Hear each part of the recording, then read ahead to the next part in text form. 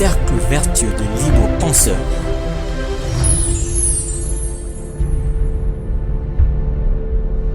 Présente Espace Républicain.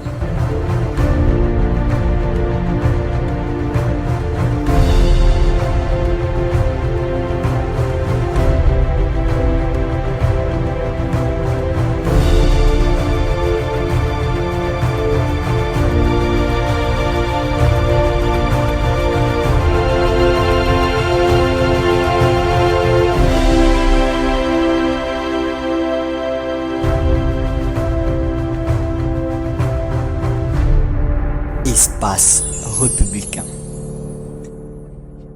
Mesdames et messieurs, amis de l'espace républicain, bienvenue à votre émission, cet espace que vous aimez tant et vous êtes nombreux à nous écrire et à nous encourager par vos critiques, parfois positives, parfois négatives, mais c'est ça qui nourrit la démocratie. Nous ne pouvons pas faire l'unanimité, mais au moins nous essayons de venir vers vous avec des sujets. Ce soir, nous parlons de l'Afrique, notre continent. L'Afrique, avec ses chefs d'État qui se sont réunis à Addis Abeba pour le 29e sommet.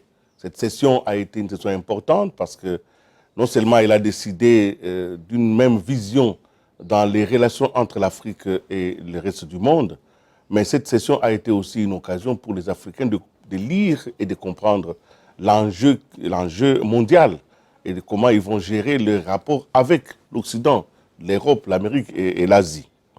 Notre pays, la République du Congo, il a été représenté par les chefs de l'État. Il a été à cette session et d'ailleurs, c'est l'occasion pour l'Afrique d'avoir été solidaire de la RDC sur des questions précises qui opposent la RDC avec un certain nombre de pays d'Europe. Vous savez que nos rapports avec l'Union européenne n'ont pas toujours été au beau fixe. Il y a quelques malentendus dans la perception des dossiers et l'Afrique a donné à la RDC son soutien dans ce qui apparaît aujourd'hui comme des malentendus de perception. L'Afrique, c'est aussi ce continent qui veut s'autodéterminer pour pouvoir réussir son développement. Mais cette Afrique, comme disait Kwame Nkrumah de l'époque, cette Afrique qui doit arriver aux États-Unis d'Afrique, cette Afrique qui doit devenir un espace de progrès et de liberté. Et notre pays a toujours été cité depuis 60. Vous savez que Frantz Fanon disait que l'Afrique a la forme d'un revolver et le Congo en était la gâchette. Nous sommes donc, nous, Congolais, attendus par l'Afrique entière pour que nous puissions impulser les mutations et les transformations. Sommes-nous au rendez-vous? Avons-nous réussi depuis 57 ans à construire un Congo pour l'Afrique? Ce sont des questions fondamentales, des questions qui nous interpellent. Non, nous n'avons pas encore réussi parce que nous sommes nous-mêmes tenaillés par des questions intestines, des questions internes qui ne nous permettent pas d'être homogènes par rapport à l'Afrique.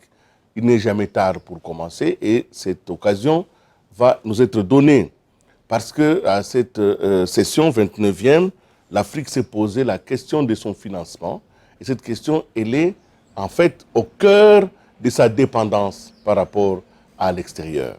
Avec tous les éditorialistes qui sont aujourd'hui, Freddy Moulumba, bonsoir. Jérôme Sekana, bonsoir. Bonsoir. José Nawesh, bonsoir. Bonsoir. John Ngomba, bonsoir. Bonsoir. Joachim Diana, bonsoir. Bonsoir. Et Bruno Bodisson, bonsoir. Ils sont tous présents, ils sont là. Et beaucoup de gens nous posent la question, pourquoi les mêmes chaque fois quand vous recevez? Nous sommes un espace d'éditorialistes. Ça signifie des pensées que nous construisons. Après un temps, cette pensée deviendra mûre et elle sera consommable par tout le monde. Un jour, peut-être, quelqu'un pourra être changé, mais pour le moment, nous construisons ensemble avec vous la même réflexion. Et nous espérons que vous aussi, vous ne changez pas, vous ne vous changez pas vous-même pour réfléchir par vous-même. Nous sommes donc là pour cela. Je voudrais donc entrer en ligne de compte directement avec Jérôme Sekana, parce que la question qui s'est posée à Addis Abeba et qui est au cœur même de toute la difficulté, l'on parle d'ingérence, parce qu'il y a des dons, l'on parle des droits de regard, l'on parle des démocraties en retard, c'est parce que l'Afrique ne sait pas comment financer ses propres politiques continentales. Et quelque chose de bien est arrivé. L'Afrique a décidé de trouver un mécanisme pour se financer. Est-ce que ce mécanisme est bon? Qu'en est-il exactement, Jérôme Sekana?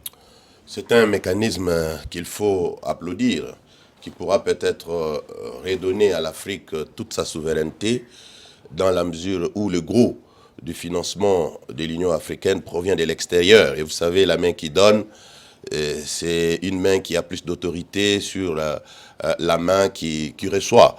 Et les Occidentaux, bien sûr, font beaucoup d'interférences dans les décisions de l'Union africaine parce que ils exercent un peu de chantage en disant que si vous ne faites pas ceci, nous allons vous couper les vivres.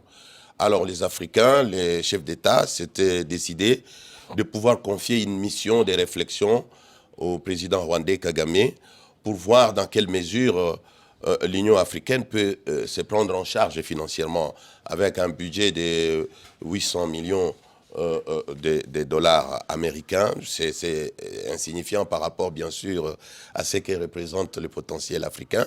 Mais les Africains n'arrivaient pas à mobiliser ces montants-là. Les gros venaient de l'extérieur. C'est ainsi qu'au cours de ces assises du 29e sommet, l'option est élevée. Parce qu'une chose est de demander, de faire des recherches, mais l'autre est de dire, voilà, nous adoptons. Cette fois-ci, les présidents africains ont adopté qu'il soit prélevé sur toutes les marchandises qui viennent hors d'Afrique, 0,5% de la valeur CIF de ces marchandises. Pas des marchandises provenant d'Afrique. Et il y a même certains chefs d'État qui sont déjà passés à l'acte. C'est le cas du président ivoirien, Alassane Dramane Ouattara, qui a même signé l'ordonnance. Cela veut dire qu'il y a déjà de l'argent pour l'Union africaine qui arrive de l'autre côté. Et si on est arrivé à cette mesure, c'est parce qu'il y a certains pays qui n'arrivaient même pas à payer la cotisation normale. Il y avait beaucoup d'arriérés. Dieu merci, notre gouvernement a apuré les arriérés qu'on avait vis-à-vis de l'Union africaine depuis très longtemps et nous payons régulièrement. On est en ordre. C'est ce qui fait qu'au jour d'aujourd'hui, les Africains peuvent bomber la poitrine et dire, écoutez, nous pouvons compter sur nos propres moyens. Mais c'est une question de temps aussi. C'est une histoire de longue haleine. Ça ne doit pas se faire de manière automatique parce qu'il y a certains pays qui ont émis des réserves pour dire que ça ne sera pas fait tout de suite, mais nous adhérons, nous acceptons. Il faut harmoniser les vues pour arriver à intégrer ça dans la fiscalité de tous ces pays-là et que ça soit de manière automatique qu'on essaie de retracer. Pourquoi? Parce qu'il y a des organisations sous-régionales comme l'UEMOA, comme surtout la CEDEAO, qui appliquent déjà cette taxe-là. On l'appelle taxe d'intégration. Et elle est de 1,5% de la valeur CIF. Et la CEDEAO, aujourd'hui, les États membres de la CEDEAO n'ont plus de problème de cotisation. La CEDEAO a même de l'argent pour financer certains projets de développement. Le fonctionnement de cette structure sous-régionale ne souffre plus de problèmes de manque d'argent. Et c'est pour cette raison qu'on a voulu dupliquer ça, appliquer ça à l'échelle continentale pour que nous ayons plus que ce dont nous avons besoin si tout le monde paye cette taxe-là. Alors, ou prélève cette taxe. Merci beaucoup, Jérôme, de cette information importante. Freddy Moulumba, mais par ailleurs, certains estiment que les Africains, c'est d'autant des moyens autonomes, vont maintenant faire valoir tout ce qu'il y a comme arbitraire et ils ne vont pas suivre le chemin universel de la démocratie. Ils vont s'échapper donc à la quête démocratique et les dictatures vont s'intensifier. C'est aussi une crainte quand même qui est formulée. Qu'est-ce que vous en pensez, vous, de cette forme des réformes d'Afrique? Oui, je pense que ce sont les Occidentaux qui ont quitté ce discours-là, on comprend. Ce sont les anciens maîtres, ils ne sont pas contents. Mais Willy, il y a une image que j'ai vue hier à Berlin, donc en Allemagne, à Hambourg, avec les G20. Sur Internet, j'ai vu les images. D'abord, l'arrivée de Trump avec son avion, comment on appelle ça? Force One. Il est descendu où? Pas l'aéroport, comment dirais-je, commercial, mais dans un aéroport américain. Il y a une base là, une grande base. Et dès que son avion, hélicoptère, a commencé à décoller, il était entouré de à peu près 3 ou 4 hélicoptères militaires. C'est déjà la puissance. En Allemagne. Deuxième, Poutine. Dès qu'il est arrivé, on a vu des cérémonies. Et troisième, Trump, on n'a pas vu une puissance, donc, un avion Air Afrique. Qui était africain? Vous avez parlé de Trump. Non, non. C'est Xi Jinping. Ah, les Chinois. Oui, les Chinois. Ah. Donc, on n'a pas vu l'avion Air Afrique. Ça signifie quoi? Dans la géopolitique mondiale, l'Afrique n'existe pas. C'est un trou noir. C'est un banlieue de puissance. Ça, c'est un fait. Donc, avant de penser de tout ce qu'on peut donner, réforme, donner l'argent là, il faut quelle est la vision des Africains dans ce monde qui change? Mais la vision est là. On vous dit que les Africains veulent d'abord s'autodéterminer par rapport à leur financement. La difficulté est que ce n'est pas la première fois qu'on tient ce discours. Vous avez tendance à oublier. En 60, après l'indépendance, il y a eu deux tendances.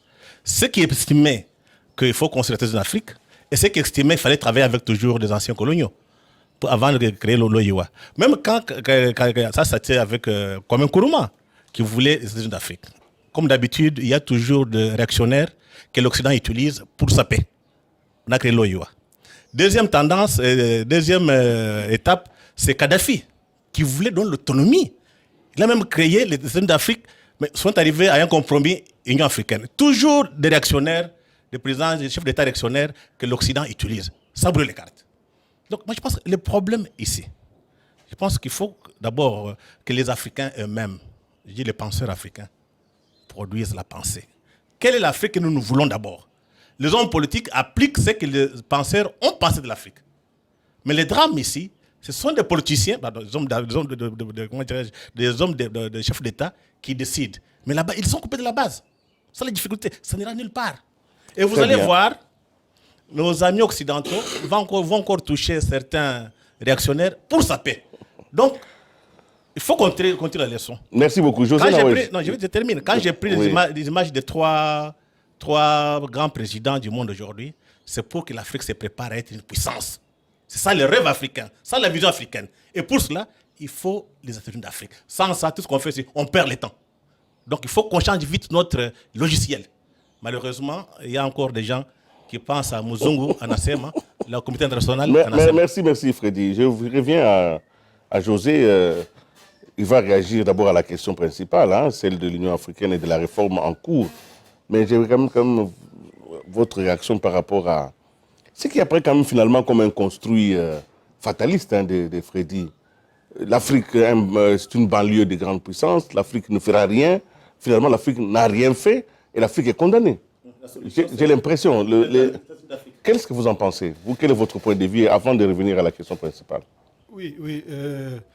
Disons que sans fondamentalement contredire Freddy, je crois que nous pouvons voir les choses autrement, c'est-à-dire que la dynamique qui est née de Sirte, parce que c'est de là qu'il faut partir, en 1998-99, la déclaration de Sirte, qui a constaté quoi? Qui a constaté que le cycle de la décolonisation politique, je veux dire, parce que c'est très compliqué, on aura l'occasion d'en parler, de l'Afrique.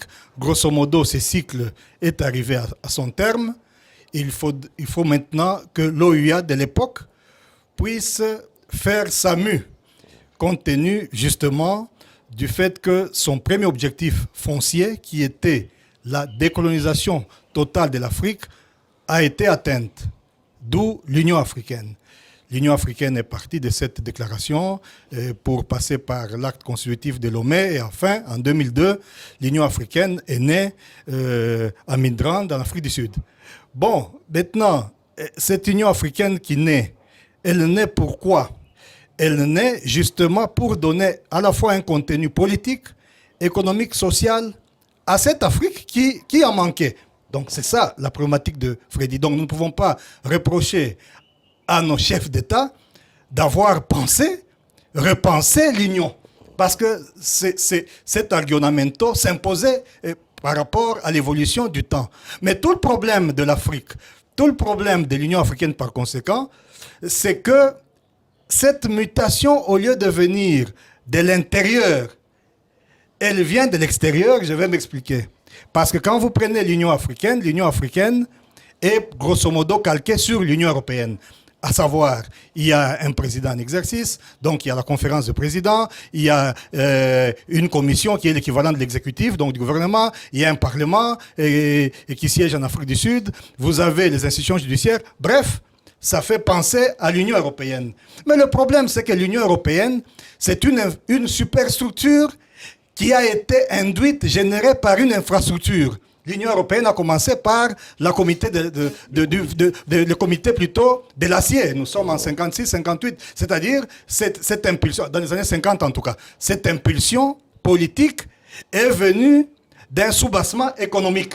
C'est parce que les différents pays européens sentaient cette nécessité de donner un contenu politique à leurs intérêts économiques qu'ils ont créé d'abord le comité de l'acier, la comité économique européenne, CE, et puis ça a évolué jusqu'à l'Union européenne. Notre difficulté, c'est que nous nous dotons des structures qui n'ont pas d'infrastructure économique. En d'autres termes, quand vous prenez le commerce intra-africain, la coopération intra-africaine, nous et nos voisins, 10%. Donc, 10% d'échange, c'est insignifiant. Donc, c'est ça le problème. Et l'enjeu maintenant, c'est de faire en sorte que pour que la superstructure politique tienne, c'est comme les tôles. Quand vous n'avez pas de mur, vous n'avez pas de fondation, les tôles ne peuvent pas tenir.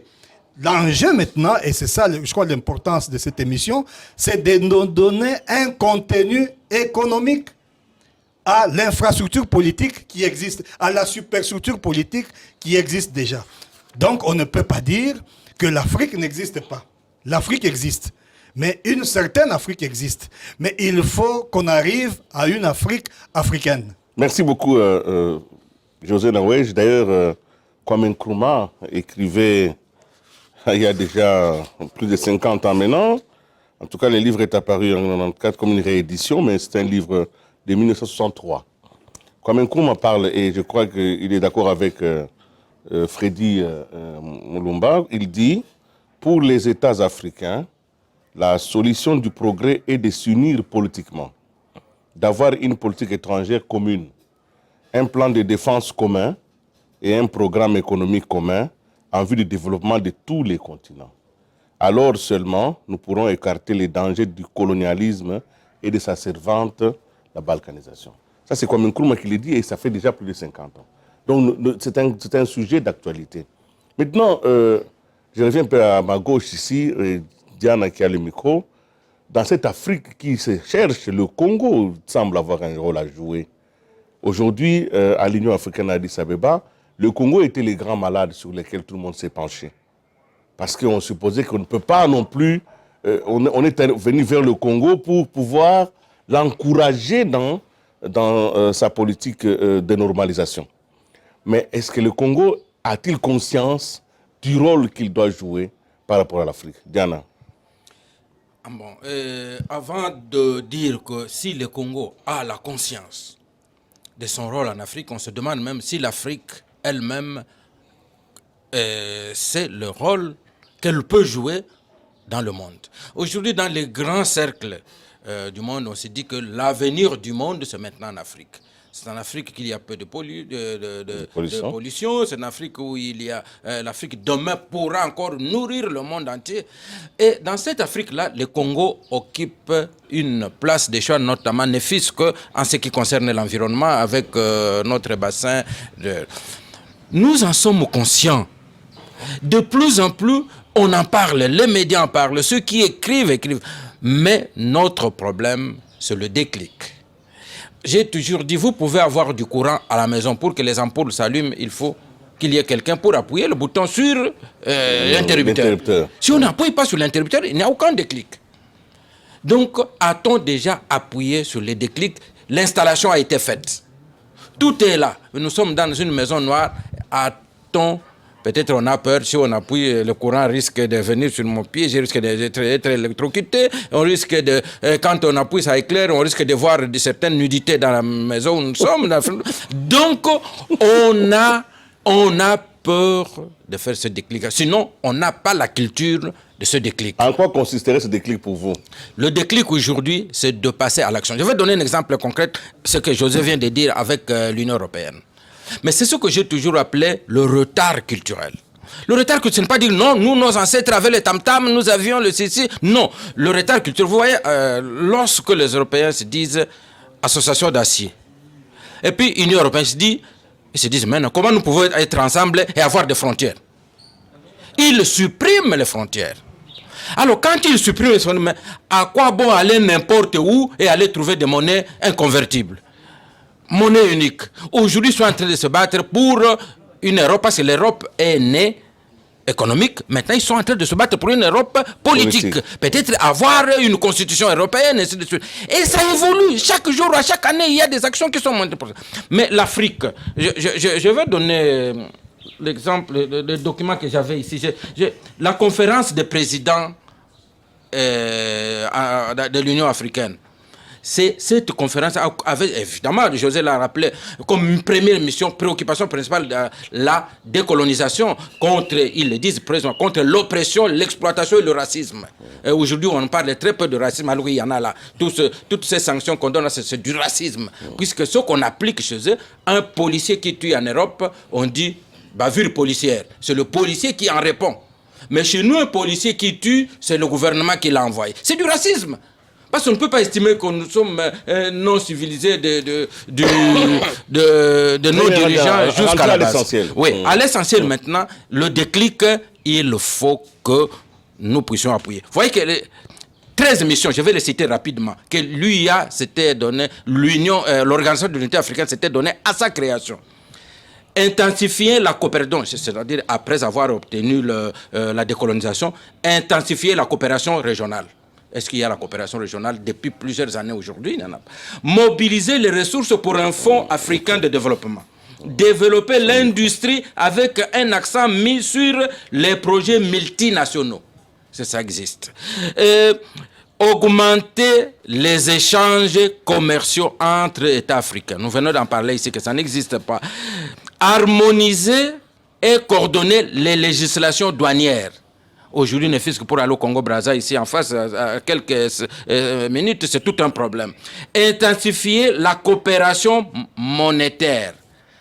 C'est le vrai problème, parce que sans coopération monétaire, comment vous allez changer?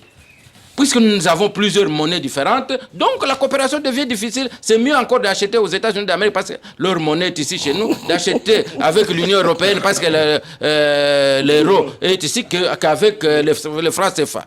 Il y a beaucoup qui n'ont même jamais vu les CFA. Promouvoir le réseau routier. Et ça, je crois qu'on voulait faire le déclic avec comment on appelait la... le Transafricain. Transafrique, il y a une organisation que lui avait mis en place qui n'existe pratiquement plus économique, là, avec Kaberuka ou quelque chose. Bon. Il y a la coopération entre les compagnies de transport aérien. Ça n'existe pas. Et d'abord, on se demande si les pays africains ont encore des compagnies aériennes. Toutes tombent en panne. Pourquoi? Parce que il n'y a pas de trafic interne. De même avec nos compagnies intérieures. Congo Airways a difficile à couvrir. Nous avons un territoire vaste. Il ne peut pas couvrir ce territoire. D'abord, les gens n'ont pas assez d'argent pour prendre un avion. D'utiliser les systèmes communs d'éducation, ça c'est important, d'éducation supérieure et la formation ou développement économique et social. Donc une formation dans la mentalité africaine, ce qui n'existe pas. Harmoniser les législations sociales et ouvrières. Donc nous sommes dans de petits mondes différents. Mettre en place un système interafricain d'assistance technique. C'est-à-dire les techniciens du Congo, ils peuvent aller entre nous. On éviterait les techniciens européens qui viennent, qui ne connaissent ni mentalité ni quoi, qui vous font des projets inapplicables. Et enfin,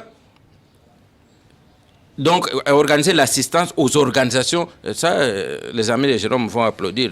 Non, il ne faut pas applaudir, parce que là, l'Afrique déjà pensait qu'il faut que nos ONG, les organisations non gouvernementales, n'aillent pas chercher le financement ailleurs, mais qu'on l'organise au sein de l'UIA et qu'ils soient associés aux travaux de l'UIA. Aujourd'hui, il n'y a rien, ils sont obligés d'aller à l'Union européenne, et donc tout ce qu'on fait, ceux qui vous contredisent le plus, ce sont ces organisations-là. Alors, chez nous... Tu voulais parler de NEPAD. Oui, voilà, c'était le NEPAD qui avait mis notamment le pont qui doit être lancé sur le fleuve Congo entre Brazzaville et toi, qui est dans le cadre de cette route transafricaine qui doit être là. Mais vous connaissez, cette route Diana, ne peut pas avoir lieu vous avez vraiment, sans...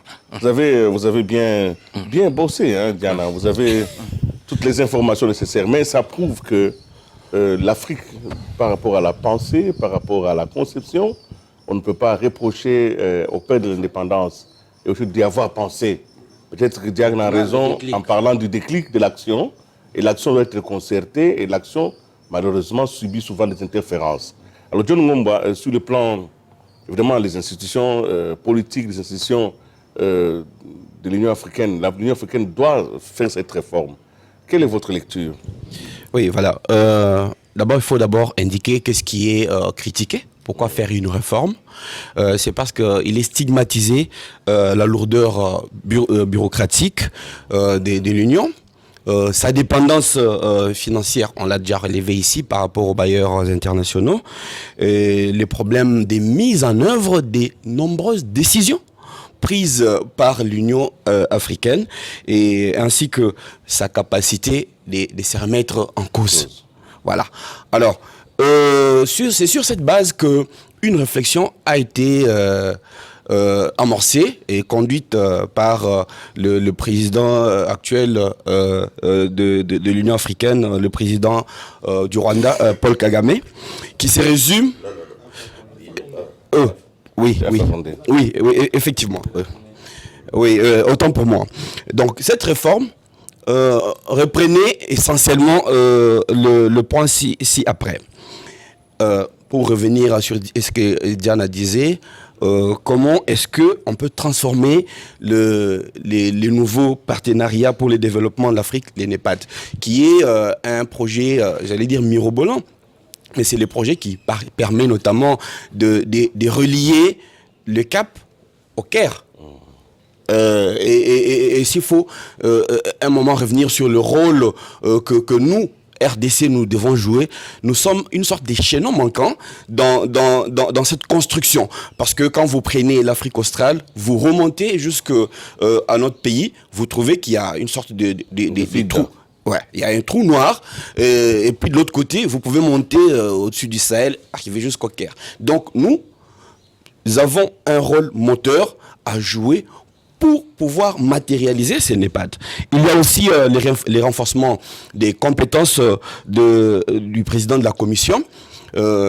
José l'a relevé, effectivement, l'Union africaine est une forme de copie, même une mauvaise copie de l'Union européenne, qui s'est dotée, il y a une forme de mimétisme, même mais on peut copier ce qui marche bien. Hein, oui, mais maintenant, nous avons un souci, par exemple, pour ce qui concerne les parlements africains, qui n'a pas la même substance que le Parlement européen.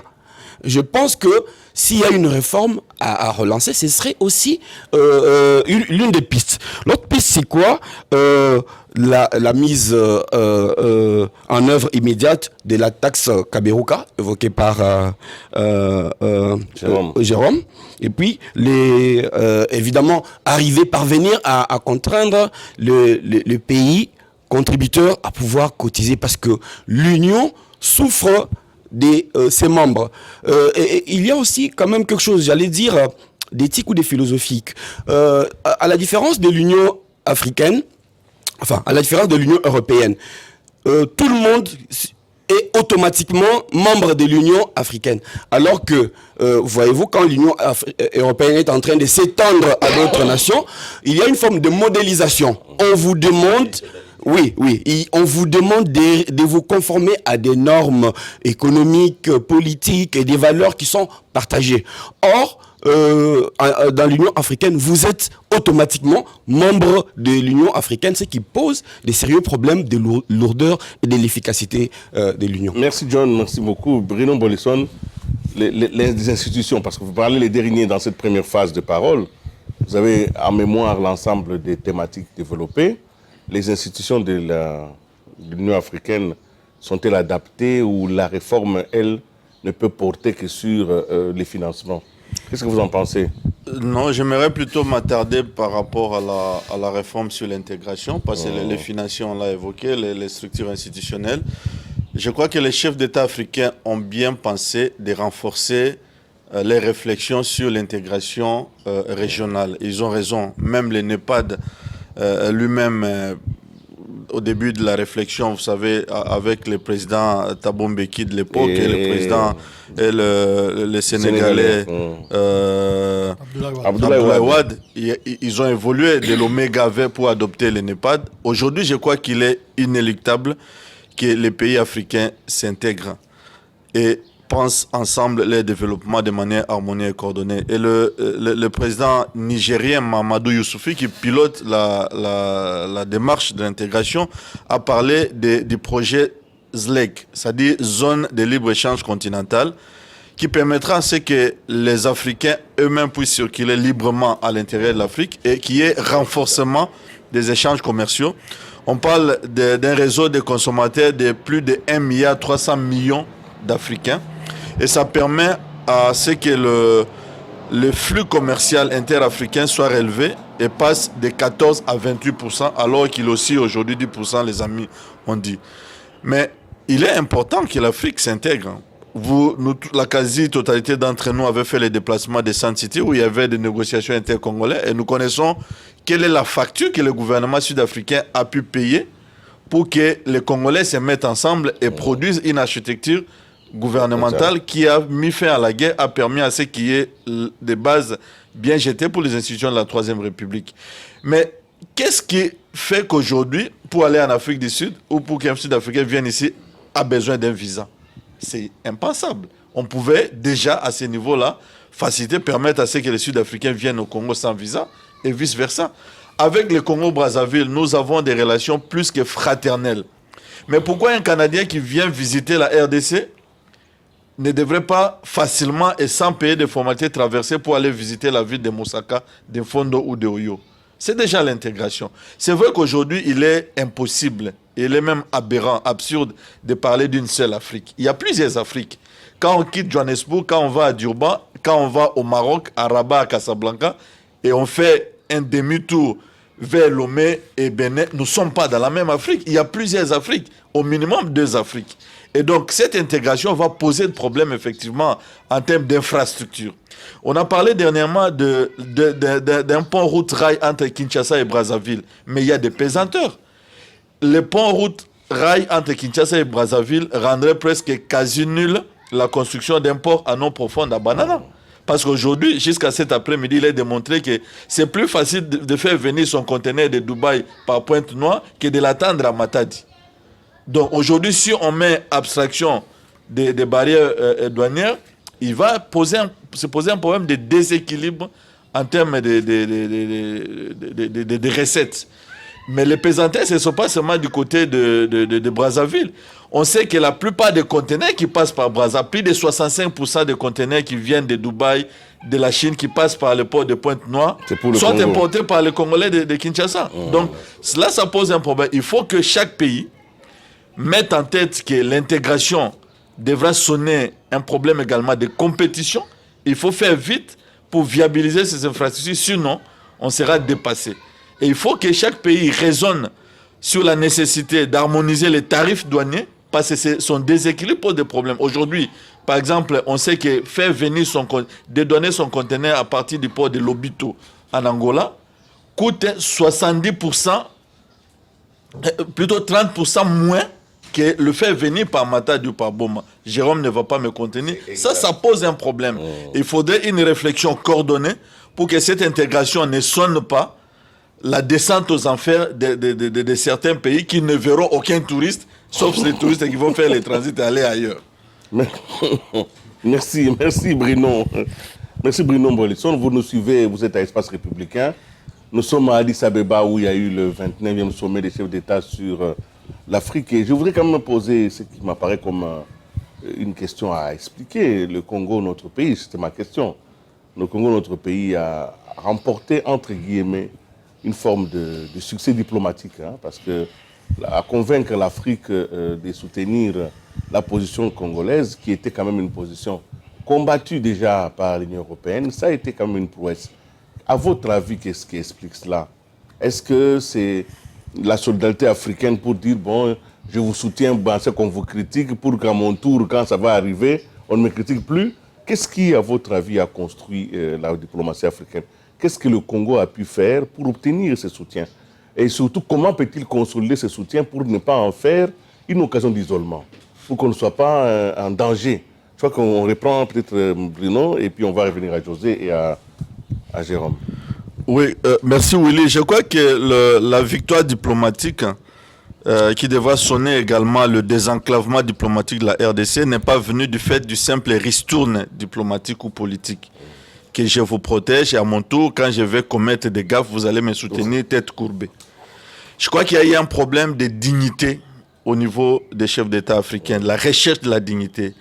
Ils ont vu qu'il y avait une sorte de dose exagérée dans la flopée des sanctions qui devaient tomber sur la RDC. Et je crois que notre diplomatie, la diplomatie de la RDC, a été extrêmement dynamique. Nous pouvons analyser le nombre de voyages qu'a déployé le vice-premier ministre Cheo Kitundu. En tout cas, ça tranche quand même avec son prédécesseur.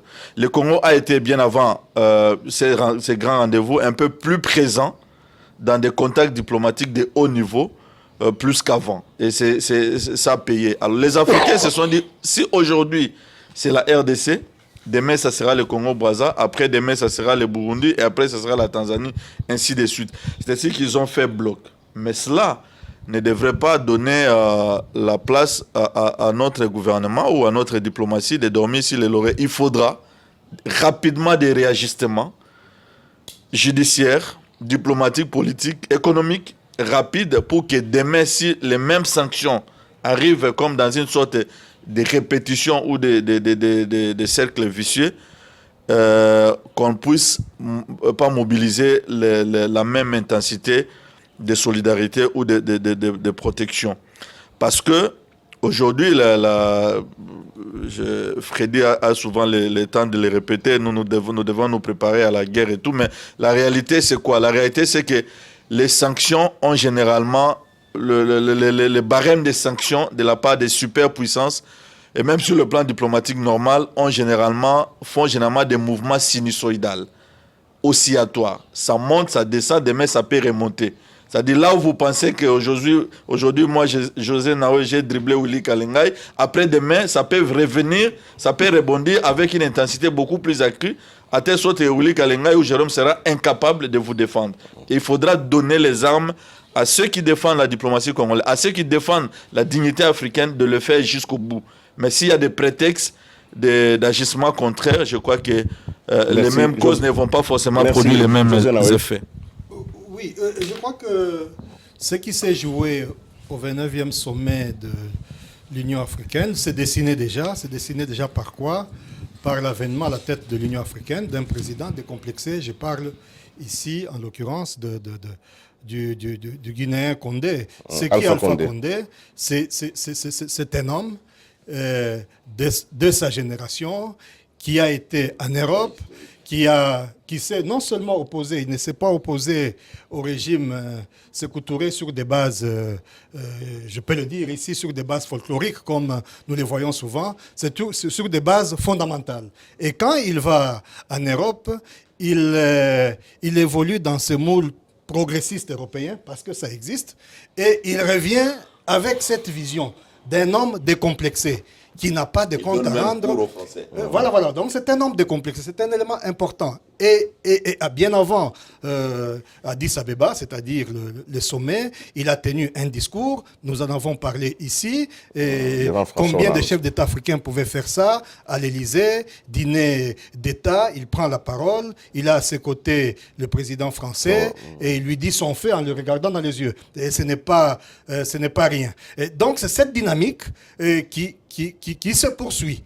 Et quand nous examinons ce qui nous est arrivé, et nous, etc., c'est que ce qui nous est arrivé indépendamment. Le problème chez nous, c'est que c'est très difficile parce qu'on n'arrive pas à faire la déconnexion entre les enjeux géostratégiques, géopolitiques et les enjeux, j'ai presque envie de dire, des enjeux locaux. Je peux même dire ça autrement, des enjeux purement paroissiaux. C'est-à-dire des problèmes des chapelles internes ici, etc. On confond l'intérêt du pays avec l'intérêt des acteurs politiques.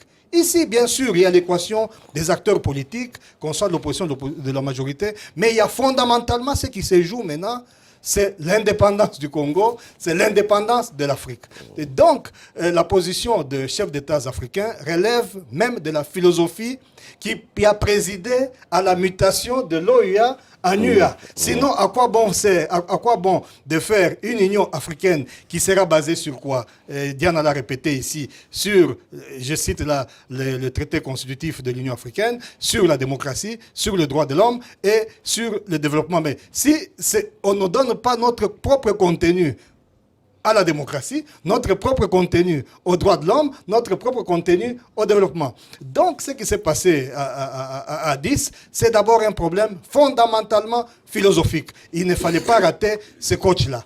Mais tout le problème, c'est que autant nous refusons par principe, et nous avons raison, que l'extérieur règle nos problèmes, autant cela induit une certaine exigence de rigueur, parce que si nous ne voulons pas qu'on s'occupe de nos problèmes, alors nous devrions apprendre à s'occuper, nous devrions apprendre à nous occuper, j'allais dire, de nos problèmes de la manière la plus rigoureuse qui soit. Sinon, nous allons creuser nous-mêmes notre propre tombe.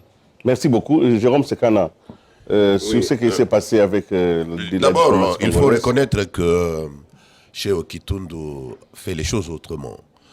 Et il est fait sous l'impulsion du président de la République. C'est le ministre des Affaires étrangères qui vole presque tous les 72 heures à bord de jet présidentiel. Et ça a joué. On a le résultat, on l'a dit. Mais il faut, ce qui est beaucoup plus important, c'est de donner un contenu à cette souveraineté dont nous nous targuons. C'est vrai, nous sommes souverains, nous avons le droit de la réciprocité. Mais qu'est-ce qui est à la base de ces réactions? Qu'est-ce qui énerve nos partenaires? Nous devons trouver des solutions à ces problèmes avant d'aller dire à nos partenaires que non, attention, ne venez pas voir ce qui se passe chez moi, parce que c'est chez moi. Donc c'est très fondamental. Nous devons apprendre à émettre sur la même longueur d'onde. Nous devons apprendre à protéger les valeurs de la démocratie. Nous devons apprendre à protéger les valeurs des droits de l'homme. Nous devons apprendre à nous développer. On ne peut pas dire à quelqu'un que ne venez pas m'aider alors que soi-même, on ne fait pas un effort pour s'aider. Et c'est cette personne-là qui vous aide toujours. Par exemple, nous pouvions nous organiser et mobiliser nous-mêmes les moyens de notre politique pour organiser les élections. Mais là, nous sommes face à un tableau où nous ne pouvons pas, avec notre budget, couvrir toutes les charges des élections. Ça, c'est une faiblesse. Nous voulons bomber les torses, allons jusqu'au bout. Et faisons en sorte que ces gens nous respectent. Je suis content de voir que les Africains nous ont soutenus, non seulement à l'Union africaine, mais également à Genève. Hein, vous voyez la sensibilisation qui s'est faite autour du dossier Kamena Sanfou, tout ça au Kasaï. Ce sont des points positifs que nous sommes en train de marquer sur le plan international. Mais le premier opposant, c'est le peuple. Le peuple doit se sentir heureux, doit se sentir géré, doit être dans la paix, doit vivre dans le respect des droits de l'homme. Tout ça, si nous faisons attention à ça et que nous montrons que nous gérons le pays, je pense qu'on n'aura pas de problème. Merci. Votre voisin de droite, peut-être qu'il va vous soutenir exceptionnellement. Je ne sais pas, mais... Non, Willy, je voudrais d'abord, pour conclure le premier débat, là, il y a M. Hamza Boukari Yabara. Il a publié un ouvrage, Unité, Afrique Unité, une histoire du panafricanisme. Qu'est-ce que Yabara dit sur l'Union africaine? Je vous en prie, attention au micro. Hein? Okay. La réforme inachevée de l'OUA montre une fois de plus que l'unité africaine, qui demeure l'objectif affiché de nombreux responsables politiques africains, restera une chimère tant que les dirigeants ne seront pas des panafricanistes convaincus, compétents et motivés. Donc, concernant les réformes, je pense que cette critique reste valable. Revenons à notre pays. Je pense que ce qui a poussé, c'est que la plupart, en dehors des démarches faites par le président avec Sékou Kitundu, il faut dire que les Africains ont apprécié la résistance des Congolais. On a attaqué de toutes parts les puissances occidentales avec leurs médias. On fait tout. Comme on a ça pour gestion financière désastreuse, mais les Congolais sont restés debout. Et pour la première fois, l'image qu'on disait que les Congolais sont des danseurs et des jouisseurs, on s'est rendu compte qu'il y a des hommes qui disent non. Maintenant, il faut les soutenir. C'est comme ça que quand on est parti faire le tour de l'Afrique, par Sékou Kitundu, ils ont compris qu'il faut soutenir le Congo. N'oubliez pas Alpha Condé. Quand il a parlé, il a fait une interview sur France 24. Il a dit l'avenir de l'Afrique, c'est au Congo. Retenez ça. Et tous les Africains nous reprochent de voir que les Congolais ne sont pas conscients de leurs responsabilités en tant qu'Africains. Donc, le travail à faire maintenant, je pense que le moment est arrivé que le Congo porte le panafricanisme. Je pense qu'on aura beaucoup plus d'ennemis. Nous devons nous préparer à nous battre. Préparons à nous battre. On n'a pas d'autre choix. Parce que les gens savent, le Congo a toutes les richesses. Le Congo a une position géostratégique. Le Congo est tout. Donc si le Congo est debout, l'Afrique est debout. Or, l'Europe qui est en crise, sans le Congo, c'est la Belgique. Il ne vaut rien. Pour le moment, nous cherchons la normalisation des rapports. Très bien. Non, mais il faut dire les choses clairement, nous ne sommes pas des politiciens. Non, je suis d'accord. Laissez les politiciens faire le travail, nous faisons le nôtre. Très bien. Monsieur Diana, sur la même question pour le Congo, et nous sommes en train d'aller vers la fin de l'émission. Oui, tout à fait. Je voulais dire ceci en partant de ce que Bruno avait dit. Question de dignité, oui, mais il n'y a pas de dignité sans justice. C'est pourquoi j'ai dit, ce qui est arrivé à Addis Abeba, c'est avant tout, plutôt à Addis Abeba et même à Genève, c'est une question de justice. Je vous rappelle qu'en 72, et aussi je vous rappelle que la déclaration des droits de l'homme ne date pas d'aujourd'hui. Ça date même d'avant la décolonisation de l'Afrique, en 48 ou quelque chose. 48. Alors, mais en 72, les pays africains, dans le sommet de Dakar, ils ont interpellé les Occidentaux, l'Union européenne, de ce qui s'est passé. Que le Portugal jetait du gaz, bombardait des villages africains avec des armes à destruction massive. Des armes chimiques. Des armes chimiques. Il n'y avait aucune condamnation. Aucune condamnation. Ils ont rappelé à ce pays européen que les barrages de Kaborabassa ou l'autre qu'ils étaient en train de construire, c'était pour soutenir la colonisation et la domination de l'Afrique. Donc la clochardisation des Africains. Personne en Europe n'a bougé son petit doigt pour condamner ce qui est arrivé. En ce qui est arrivé au Kasaï, les Africains sont mieux placés pour savoir comment est-ce possible qu'un chef coutumier, l'affaire d'intronisation d'un chef coutumier devienne un problème régional jusqu'à devenir un problème national. Les Européens ne savent pas ce que c'est. Kamouina savait parce que c'est un chef coutumier de toute la province. Alors c'est un petit groupement dans un territoire, et dans un territoire il y a plusieurs groupements. Comment est-ce possible que cela est arrivé? On a vu qu'il n'y avait pas un problème gouvernemental là-dessus, il y avait une instrumentalisation politique.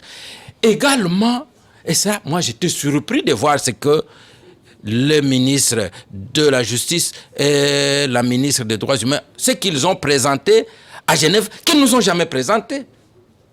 On a démontré certaines fausses communes qu'on avait déjà amenées, les experts de la MONUSCO, pour aller déterrer certaines fausses communes. Dans une fausse commune, on a trouvé une arme. L'autre fois qu'on a trouvé une moto. Et l'autre, on n'a trouvé qu'une tête. Alors que toute l'émotion qu'on a trouvée dans les fausses communes. Alors on a trouvé dans ça. Et à tel point que ces experts ont dit pourquoi continuer, les autres abandonnent. C'est là, on ne nous a jamais dit ici. L'autre problème important, c'est que vous savez, pour apprendre ce qui se passe au Congo, et nous Congolais, et les Togolais, et les Congolais de Brazzaville, tous nous nous référons à AFP, à Reuters et à AP.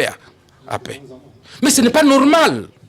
Ce n'est pas normal que des informations africaines nous reviennent dénaturées de l'esprit africain par des agences qui n'ont aucune âme africaine. Et cela fait quoi? Ça dépend sur le Congo une image inacceptable d'un peuple, d'un gouvernement qui tuait son peuple, d'un gouvernement qui fait... Et cela, le fait qu'on ait communiqué, qu'on ait donné les informations, qu'on ait projeté des diapositives devant les Africains, ils ont compris que non, ce pays est tout simplement martyr.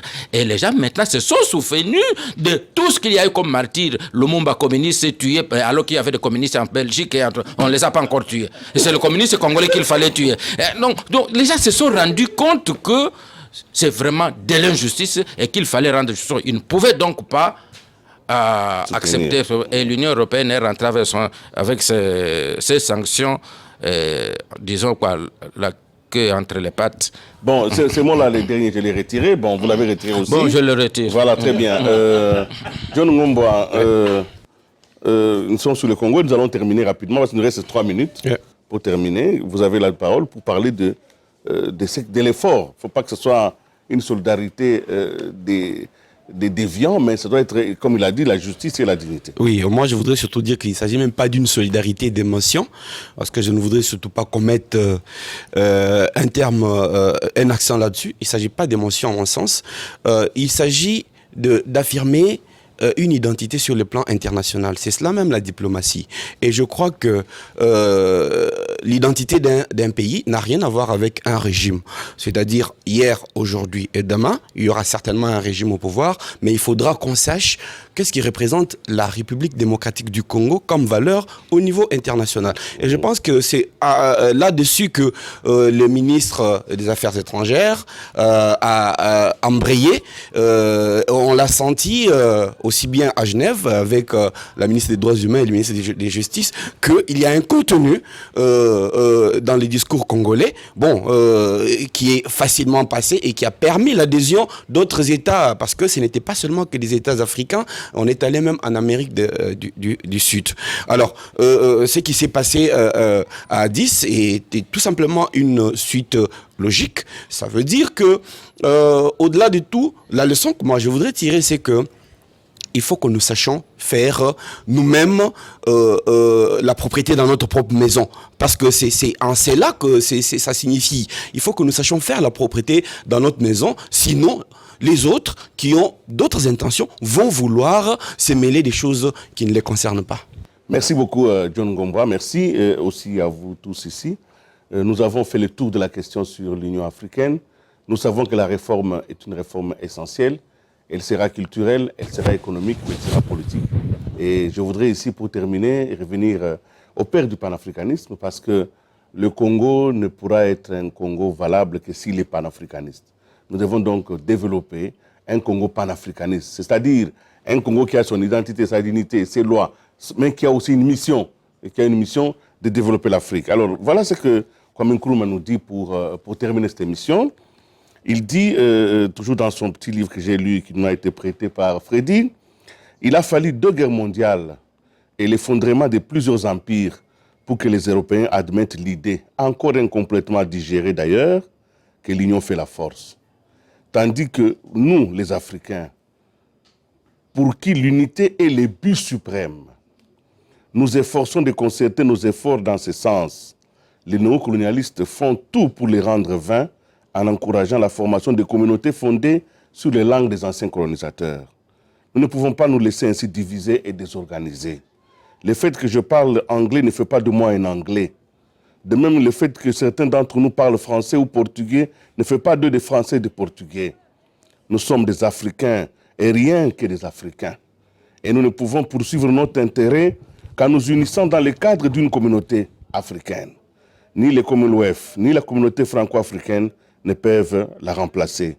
Pour nous, l'Afrique est une, île comprise. Nous rejetons l'idée de toute espèce de séparation. Du Cap à Tanger ou au Caire, du Cap à Guardafou ou aux îles du Cap-Vert, l'Afrique est une et indivisible, comme le Congo est un et indivisible. Ce sont des idées de Kwame Nkrumah. Vous connaissez cet homme, premier président du Ghana. Ces livres existent et les jeunes Africains ne les lisent pas. Nous sommes donc arrivés à la fin de cette émission. Nous sommes donc un seul et unique continent. Notre pays doit aussi se présenter en unité. Cette unité ne doit pas nous diviser, que les langues, que les provinces, que les races ou que les coutumes ne nous divisent, parce que l'unité est le but suprême de tout peuple qui veut survivre aux échéances de l'histoire. Merci de votre attention. Nous vous disons au revoir et nous vous promettons de revenir dans quelques jours. D'ici là, portez-vous bien. Au revoir.